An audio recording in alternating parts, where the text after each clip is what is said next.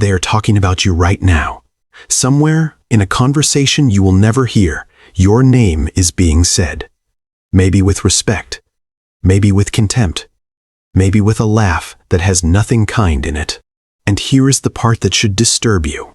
You have already spent years of your life trying to control that conversation, trying to shape it, trying to win it before it even happens. You cannot, you never could. And the moment you understand, this is the moment your suffering either ends or never ends at all. Think about how much of your life has been quietly engineered around other people's opinions. The words you didn't say, the version of yourself you perform at work, online, at dinner tables, the way your stomach tightens before you hit post, the way you replay a conversation at 2 a.m., not because of what was said, but because of what someone might have thought while you said it. You call this being thoughtful, being respectful, being light. It is none of those things. It is fear wearing a polite mask. There is an old, brutal piece of wisdom that most people never absorb until life forces it into them. Some things belong to you, and some things never will. Your judgments, your choices, your effort, your character, these are yours, untouchable. But other people's opinions of you, their approval, their disapproval, their gossip, their applause, that was never yours to begin with. You've been fighting a war for territory you never owned. And like every war fought over the wrong land, it has cost you everything. Here's the part nobody tells you. People's opinions of you are rarely about you at all. When someone criticizes you, they are revealing their own wounds, their own fears, their own unmet expectations of life. When someone praises you, they are often just reflecting back what they need you to be in that moment. A hero, a villain, a mirror, a distraction from their own unlived life. You have spent your whole existence reacting to weather patterns in other people's minds, storms you cannot see, caused by things you'll never know. So why do you keep checking the sky? Because somewhere, long before you could even speak, you learned a dangerous lesson. Survival depends on being seen favorably by others. As a child, approval meant safety. Disapproval meant danger. And that ancient nervous system response never fully leaves you. It just changes its costume. Now it's not your parents you're terrified of disappointing. It's your followers, your boss, your ex. Strangers on the internet who will forget your existence in 9 seconds. You are an adult, still flinching from a threat that no longer exists.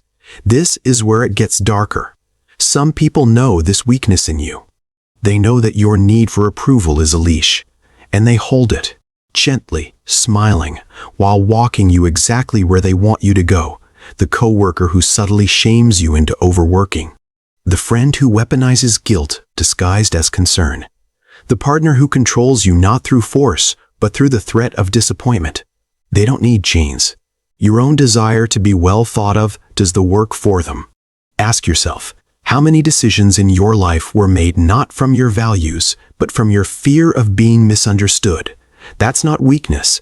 That's psychological architecture built by years of conditioning. But architecture can be torn down. Here is the uncomfortable truth at the center of all this. You cannot control what people think of you, but you have been acting your entire life as if you could, and that illusion is the very thing destroying your peace.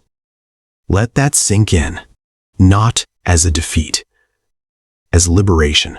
Because once you stop trying to manage the unmanageable, something shifts. You stop performing. You stop pre-apologizing for existing. You stop shrinking yourself to avoid imagined judgment, and stop inflating yourself to chase imagined admiration. Both are different forms of the same disease, living for an audience that was never paying as much attention as you assumed. People are not thinking about you the way you fear. They are consumed by their own anxieties, their own image, their own performance. The harsh, freeing truth is this: you are not the main character in nearly as many minds as you believe. Most people are too busy starring in their own tragedy to study yours. So who then should you be performing for? No one.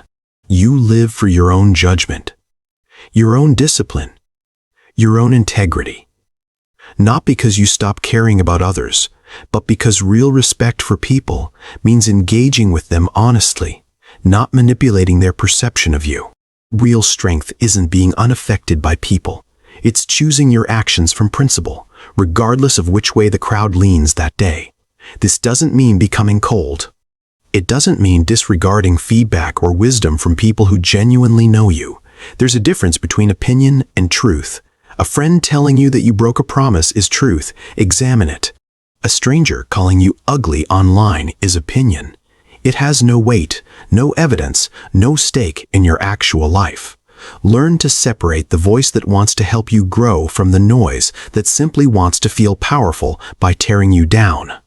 Most people never make that distinction. They treat every voice as equally important, which means they live a life governed not by wisdom, but by whoever shouted loudest that day. Don't be governed by noise.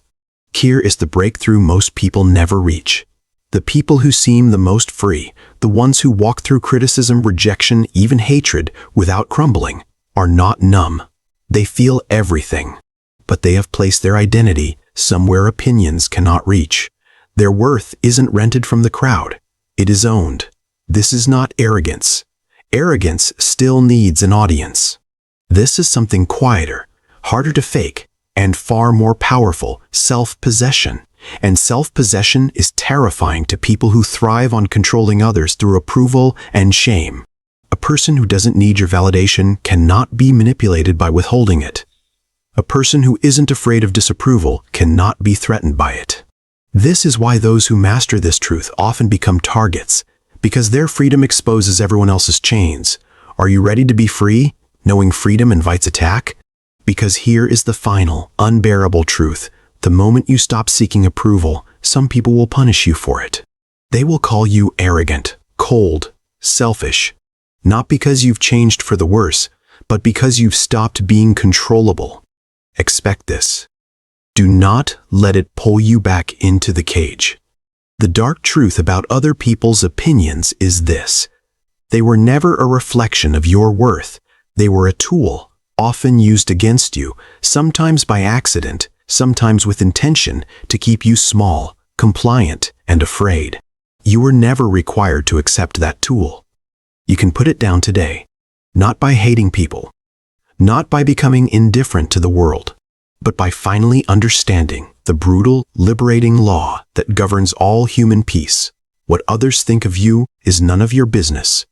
What you think of yourself is the only verdict that was ever real. Walk out of that courtroom. You were never on trial.